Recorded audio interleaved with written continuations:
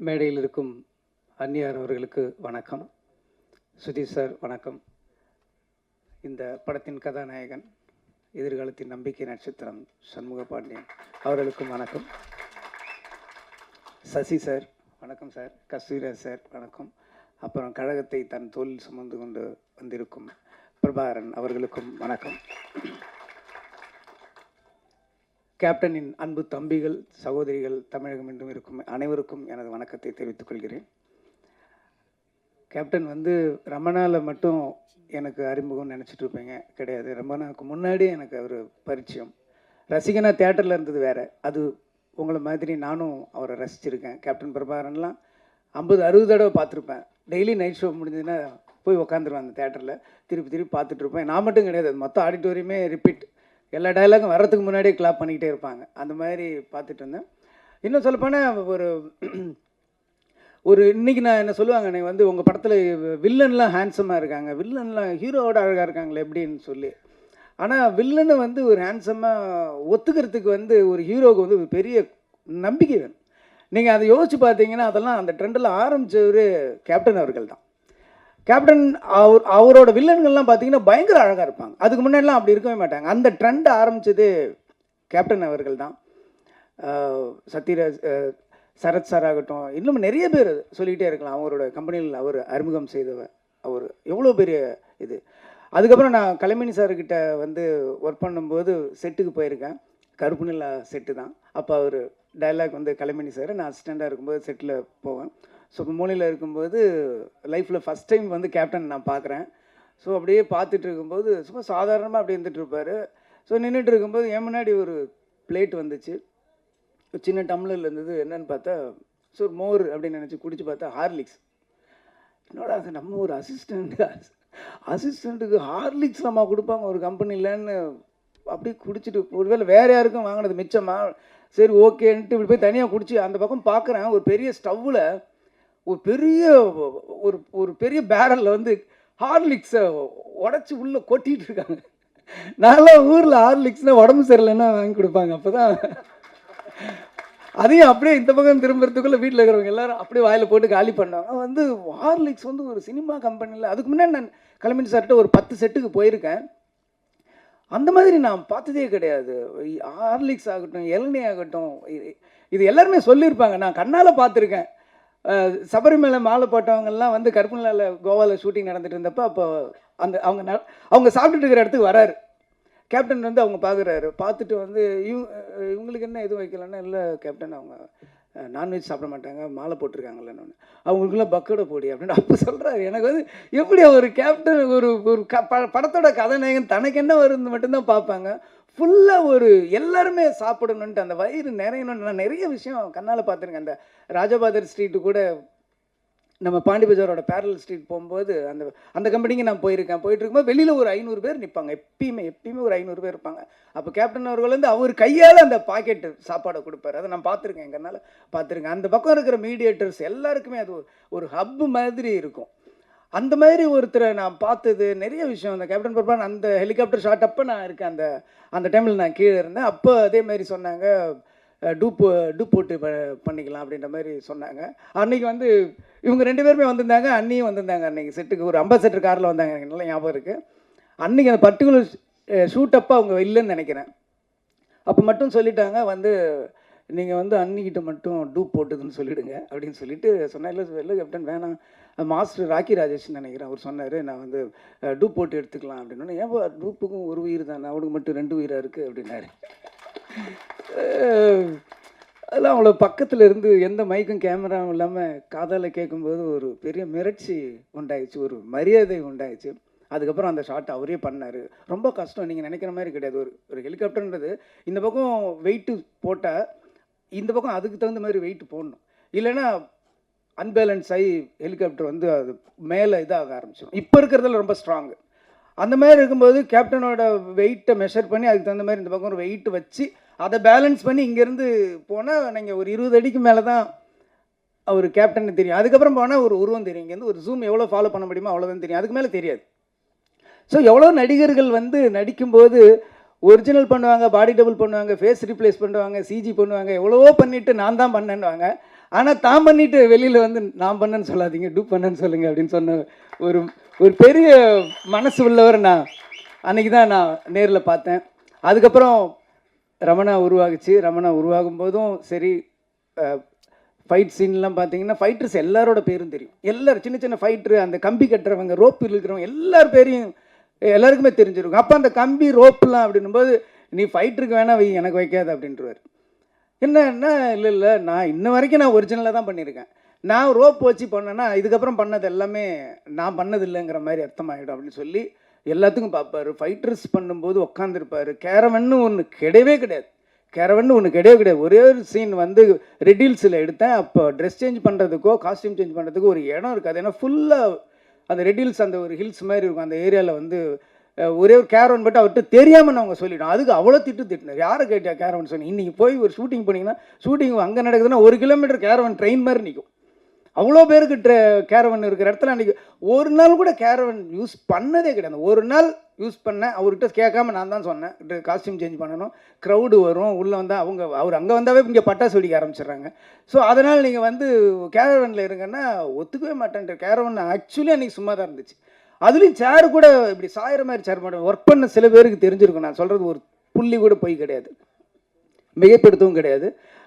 ஒரு ஸ்டூலில் உட்காந்துருவார். பின்னாடி சாய மாட்டார். பின்னாடி பூரா அப்படியே உட்காந்துருப்பார். அப்படியே உட்காந்துட்டு யார் யார் என்ன பண்ணுறா அதை மட்டும்தான் பார்த்துக்கிட்டே இருப்பார். விறுவிறுன்னு வேலை நடக்கும். மற்றவங்க என்ன வேலை பார்க்குறாங்க, வேகமாக வேலை நடக்குதா, என்ன சாப்பிட்றாங்கன்றது மொத்தமாக அப்படி ஒரு நெட்வொர்க் மாதிரி வச்சுக்கிட்டு எல்லாரோட கேரையும் எடுத்துக்கிறவர் அவர். ஈவன் டைலாக்லாம் உங்களுக்கு வந்து தெரியாது. ரமணாவில் வந்து எந்த டைலாக்குமே நான் 2 டேக் மேலே போனதே கிடையாது. எந்த டைலாக்குமே 2 டேக் மேலே நான் போனதே கிடையாது. கேப்டன் மேடல் அப்படி பேசுவார், இப்படி பேசுவார், என்ன எதுன்னா அன்றைக்கி நான் பார்த்தப்ப நீங்கள் வந்து அந்த சீஃப் மினிஸ்டர் அந்த ஒரு லிஸ்ட்டு சொல்லுவார், தமிழ்நாட்டோட லிஸ்ட், அந்த புள்ளி விவரம்லாம் சொல்லுவார். 2 டேக் போச்சு. ஒரு தடவை கேமரா வந்து கரெக்டாக செட்டில் ஆகலை, அதனால் 2வது டேக் போச்சு. ஆனால் அந்த ஃபுல் நம்பர் டைலாக் கூட நம்ம சொல்லலாம். நம்பர்ஸ் ரொம்ப சொல்கிறது ரொம்ப கஷ்டம். தமிழ்நாட்டில் இத்தனை ஹாஸ்பிட்டல், இத்தனை போலீஸு, இத்தனை பெட்டு, இத்தனை பேஷண்ட்டு, ஓட்டுரிமை இருக்கிறவங்க, ஆம்பளை பொம்பளைன்னு சொல்ல அந்த நம்பர் சொல்கிறது நம்ம வந்து ஒவ்வொரு தடையும் போய் செக் பண்ணி எழுதிடலாம். நம்பர் எழுதுறது ஈஸி, என்னாலே சொல்ல முடியாது. ஒரு அப்படியே ஃபுல்லாக பண்ணிவிட்டு டைலாக் எடுத்தார். இதை மட்டும் எனக்கு 2 நாள் முன்னாடி டைலாக் கொடுத்துருன்னு சொன்னார். 2 நாள் முன்னாடி டைலாக் சொன்னால் ஃபுல்லாக பண்ணார். 2 டேக்கில் ஒரு சிங்கிள் ஷாட் நீங்கள் பார்த்தீங்கன்னா தெரியும். அப்படியே ட்ராலி ஃபாலோ பண்ணிகிட்டே இருக்கும். சிங்கிள் ஷாட்டில் முடித்தார். டைலாக் ஆகட்டும், நடிப்பாகட்டும், ஃபைட் ஆகட்டும், அவருக்கு ஈடு இணை யாருமே கிடையாது. கதர் சட்டையாலும் காக்கி சட்டையிலும் அப்படி ஒரு அழகனை இந்த தமிழ்நாடு இதுக்கு முன்னாடி பார்த்துருக்காரு. நல்லா யோசிச்சு பாருங்க. நீங்கள் கதர் சட்டையில் போட்டு வந்தால் அந்த அழகு அப்படி பார்க்குறதுக்கு கண்ணு பத்தாது. காக்கி ட்ரெஸ் அந்த போலீஸ் யூனிஃபார்ம் பார்த்தா அந்த கம்பீரத்தை பார்க்குறதுக்கு கண்ணுக்கு பத்தாது. அப்படி ஒன்று இருக்கும். ஒரு ரியல் போலீஸு கூட நம்ம இந்த மாதிரி வரணும்டா அப்படின்ற மாதிரி ஒரு இன்ஸ்பிரேஷனாக இருக்கிற உருவம் தான் கேப்டன். நிறைய பண்ணார். அதுக்கப்புறம் என்னுடைய திருமணத்துக்கும் வந்தார். ஏன் இப்படி சும்மா மொட்டை பையனாக சுற்றிட்டு இருக்க, முதல்ல கல்யாணத்தை முடி, உடனே குழந்தை பெற்றுருன்னு சொல்லி எந்த ஹீரோ அப்படி சொல்லுவாங்க? யோசிச்சு பாருங்கள். படம் நடித்தா அதுக்கப்புறம் நம்பரை டெலிட் பண்ணி அடுத்த படம் ஹிட்டு திருப்பி ஒர்க் பண்ணால் தான் திருப்பி நம்பரே சேவ் பண்ணுறேன். இந்த உலகத்தில் அவன் என்ன பண்ணுறான், என்ன பண்ணுற இப்படின்னு வந்து என் கல்யாணத்து வரைக்கும் வந்து சிரமம், எவ்வளோ சிரமம். இங்கேருந்து இங்கே செங்கல்பட்டு தாண்டும் போதிலேருந்தே வண்டி டிராஃபிக் ஜாக ஆரம்பிச்சிருச்சு. கிட்டத்தட்ட ஒரு 7,000 8,000 வெஹிக்கிள்ஸ் எல்லாமே தொண்டர்கள் தான். அன்றைக்கி வரலாறு காணாத கூட்டம்னா எனக்காக கிடையாது, கேப்டனுக்காக. அந்த ஸ்டேஜில் அவ்வளோ கூட்டத்தில் நாங்கள் 2 பேரும் இப்படி முண்டிகிட்டு இருந்தோம்.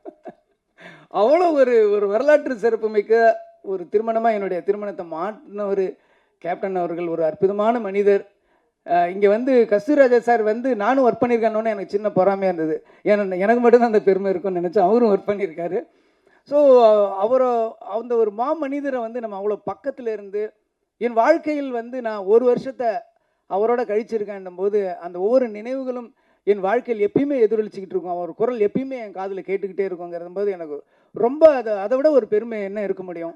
அப்படி ஒரு மாமனிதர் நம்ம மண்ணில் இருந்தார். ஒரு பெரிய நம்ம வாழ்க்கையில் எப்பயுமே நம்ம கடவுள் வந்து எப்பயோ ஒரு வழி வந்து நமக்கு என்றைக்குமே ஒரு இழப்பையும் ஒரு பிரிவையும் நமக்கு வந்து யாராலையுமே ஈடு செய்ய முடியாது. எந்த மருந்தாலும் அதற்கு அதை ஆற வைக்கவும் முடியாதுன்றது வந்து கேப்டனுடைய இழப்பு. இருந்தாலும் கேப்டன் ஒரு அற்புதமான 2 சிங்கக்குட்டிகளை கொடுத்துருக்காரு. கேப்டன் வந்து எல்லாருக்கும் எல்லாமே கொடுத்துருக்காரு. ஆனால் யாருக்குமே கொடுக்காத ஒன்றே இந்த படத்தோட ஹீரோ கொடுத்துருக்காரு. அவரோட 2 கண்கள். அந்த கண்ணு போதும், கேப்டன் பார்க்குற மாதிரி அப்படியே இருக்குது. எவ்வளோ பேருக்கு இண்டஸ்ட்ரியில் இருக்கிற ஒரு வாழ்க்கை கொடுத்துருக்காரு. ஆர் சுந்தரராஜன் மாதிரி சார் மாதிரி ஒரு வில்லேஜ் படத்தில் நடிப்பார். அந்த பக்கம் பார்த்தா ஆர்மியோட ஃபைட் பண்ணிகிட்டு இருப்பார். ஃபில்ம் இன்ஸ்டிடியூட்டோட இன்னும் அடையாறு ஃபில்ம் இன்ஸ்டியூட் அந்த டைமில் வந்து அவ்வளோ இன்றைக்கி இருக்குது விஸ்காம் அவ்வளோ இருக்குது. அன்றைக்கி டைமில் அடையார் ஃபில்ம் இன்ஸ்டியூட் வந்து உள்ளே வந்தது Aabavanan sir, Selvamani sir, Udayakumar sir, அவ்வளோ பேர் இன்ஸ்டியூட்டில் அந்த டிஎஃப்டிலேருந்து வெளில வந்ததுக்கு எல்லாமே ஒரே காரணம் வந்து கேப்டன் அவர்கள் தான். இன்றைக்கி வந்து நடிகர் சங்கம் ஆகட்டும் எவ்வளோ பேரை உருவாக்கியிருக்காரு. அவர் வீட்டிலேருந்து ஒரு பையன் வந்து நம்ம இண்டஸ்ட்ரிக்கு வந்திருக்காருன்னும் போது நம்ம வந்து 2 கையை விரித்து அவருடைய வாரி அணைச்சிக்கணும் அவரை. அது வந்து அவர் சொன்ன மாதிரி இது கேட்கறதுக்கு எனக்கு உரிமை இருக்குன்னு சொன்னார். என்ன செய்யறதுக்கு எங்களுக்கு கடமை இருக்குங்கிறது தான் உண்மை. அதனால் பத்திரிகை நண்பர்கள் ஒரு 2-3 படத்துக்கு அவர் படங்களில் நல்லதை மட்டும் எழுதுங்க. நம்ம அதுக்கப்புறம் நம்ம ஒரு கரெக்டாக பார்த்துக்கலாம். ஆனால் அந்த ஃபஸ்ட்டு என்கரேஜ் பண்ண வேண்டியது உங்கள் கையில் தான் இருக்குது. இண்டஸ்ட்ரியில் இவ்வளோ பேர் என்ன மாதிரி எவ்வளோ பேர் வாழ்ந்துட்டுருக்காங்க, எவ்வளோ பேர் எத்தனையோ வயிறுகள் இன்னமும் சாப்பிட்டுட்டு இருக்கிறதுக்கு அவர் காரணமாக இருந்திருக்காரு. அதனால் அவருக்கா இந்த படம் மிகப்பெரிய வெற்றியை நம்ம கொடுக்கணும். அது அடையும். ரொம்ப பிரமாதமாக இருக்கார். எனக்கு ஒரே ஒரு சந்தேகம் தான், எப்படி இவருக்கு கட் அவுட் வைப்பாங்கன்னு நான் ஆச்சரியப்படுறேன். ஏன்னா இவரே கட் அவுட் மாதிரி இருக்கார். இவ்வளோ ஒரு கம்பீரமான ஒரு கதாநாயகன் தமிழ் சினிமா கிடச்சிருக்காரு. ரொம்ப சந்தோஷமாக இருக்குது. வளர்ந்து வாங்க. ரமணா 2 எடுப்போம். திருப்பியும் வந்து நம்ம கேப்டனை வந்து நம்ம காட்டுவோம். இந்த படம் ரொம்ப அற்புதமாக இருக்குது. யானை வச்சு பண்ணியிருக்காரு. யானையும் ஒரு சிங்கம் நடித்த மாதிரி தான் இருந்துச்சு எனக்கு பார்க்கும்போது. கள்ளழகர்லேயும் கேப்டன் அவர்கள் வந்து யானையோட நடித்தார். அப்போ ஒரு இன்டர்வியூக்குள்ள நான் படித்த ஞாபகம் இருக்குது. நான் வந்து யானை வந்து அப்படியே ஒரு குழந்தை மாதிரி பிஹேவ் பண்ணுது, நானே ஒரு யானை வாங்கலான்னு இருக்கேன் அப்படின்னு ஏதோ ஒரு இன்டர்வியூவில் அவர் சொன்னது மாதிரி நான் படித்த ஞாபகம் இருக்குது. அவ்வளோ ஒரு அற்புதமானவர். இன்னும் சொல்லப்போனால் ரொம்ப கடினமான உழைப்பாளி. சேலத்திலேருந்து ஒரு இதுலேயும் நான் பத்திரிகையில் படித்தேன். சேலத்திலேருந்து ஊட்டிக்கு பைக்லேயே ஷூட்டிங்க்கு போனார் அப்படின்லாம் நான் படிச்சிருக்கேன். அவ்வளோ கடுமையான உழைப்பாளி. உழவன் மகன் படத்தில் வந்து ஏவிஎம் ஸ்டுடியோவில் 2 ஃப்ளோரில் வந்து ஒரு ஃப்ளோரில் வந்து ஃபைட் எடுத்துகிட்டு இருக்காங்க. ரிலீஸ் ஃபிக்ஸ் பண்ணியாச்சு. ஒரு ஃப்ளோரில் வந்து ஃபைட் எடுத்துகிட்டு இருக்காங்க. இன்னொரு ஃப்ளோரில் வந்து சாங் எடுத்துகிட்டு இருக்காங்க. ஸோ இங்கே ஒரு யூனிட் இங்கே ஒரு யூனிட் இருக்குது. இங்கே ஃபைட் பண்ணுறாரு, அங்கே போய் சாங் நடிச்சிட்டு வர்றாரு. 2 பேர் மாற்றி ஒரு 4-5 டேஸ் கூட நடித்தவங்க ராதா இவங்க எல்லாமே மயங்கி விழுந்துட்டாங்களாம். அப்போவும் ஹார்ட் ஒர்க் பண்ண ஒரு அற்புதமான ஒரு ஸோ கேப்டன் வந்து எல்லாத்துலேயுமே ஒரு 100 மார்க் வாங்கினவர். உழைப்புலையும் சரி. நீங்கள் வந்து கேப்டனை வந்து வீட்டில் பார்த்துருப்பீங்க, நாங்கள் பக்கத்தில் செட்லேயே பார்த்துருக்கோம். அவர் அளவுக்கு நீங்களும் கடினமாக உழைக்கணும். அதே அளவுக்கு புகழ் கொடுக்கறதுக்கு தமிழ் மக்களும் ரெடியாக இருக்காங்க. எல்லாரும் அவருக்கு வாழ்த்துக்களை சொல்லணும். நீங்களும் இந்த படம் மிகப்பெரிய வெற்றி அடையணும். இந்த படத்தோட இயக்குனர், ஒளிப்பதிவாளர் எல்லாருமே நல்லா பண்ணியிருக்கீங்க. எல்லாருக்கும் என்னுடைய வாழ்த்துக்கள். படம் மிகப்பெரிய வெற்றி அடையணும்னு சொல்லி நான் இறைவனையும் கேப்டன் அவர்களையும் வேண்டிக் கொள்கிறேன். நன்றி.